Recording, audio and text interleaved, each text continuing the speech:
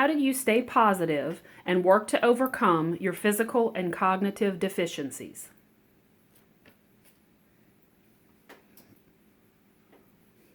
Well, I think again, each case is different. Each person is different.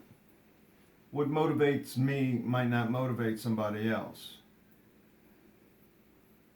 Because of my specific training and life experiences, I think those come into play too. I think, in my own opinion, that because as a police officer, before that I was in the military, so the teachings of never give up, persevere, always to persevere, and never give up a fight, even, no matter what the situation is, to never give up. Those teachings and experiences that I've had helped me, but also having a goal, something in the distance that you're working towards. I had a mentor at the police department, and his name's Tom Bishop, and he told me, he said, always keep swimming. The shore is right there. Don't give up. Now, we were talking about another situation. It was before this stroke. But it's just good words of advice that I'll always remember in that analogy. And it's true. You just don't give up. But I really have to give credit to the hospital rehab, the people that genuinely cared.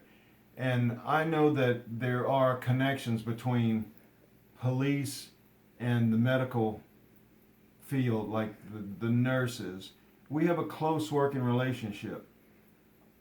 And that was very obvious and apparent to me from the nursing staff that truly cared. And I think the hospital, the home health, and outpatient personnel and staff are essential to all of this recovery. They were professional, they were polite, but they were friendly, and they were people that you could joke around with, and I do like to joke around. But some people deal with stress in different ways, and that's how I dealt with it. But I just feel as though that my training psychologically helped me. Physically, it's helped me. And if I could, if I were to pass on anything, excuse me, the importance of perseverance. If you read that definition, you can put yourself in that the definition, and it's just so important.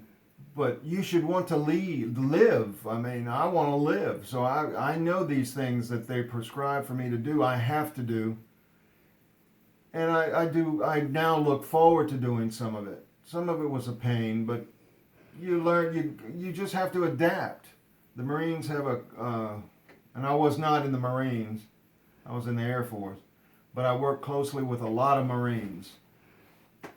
The Marines have a saying, adapt and overcome in adversity. Just adapt to it and overcome. And the education that I received from the neurosurgeon and the heart surgeon about neurons having to remap themselves, that was interesting. That was truly an interesting, of course I don't like being the guinea pig for it. I would prefer somebody else being the guinea pig.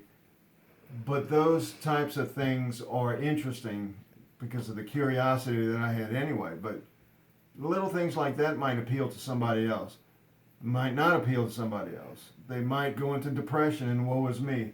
I never had that. I had a great support foundation too with my family. So it's just different for me. I'm not typical, and I understand that. I just saw different things, and I tried to apply different things to help myself.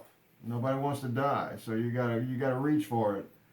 And But without the help of those medical specialists and experts and the nursing and the rehab and the surgeons, I wouldn't be here. And that's but I never had, this was one other thing, I never had the feeling that I would die.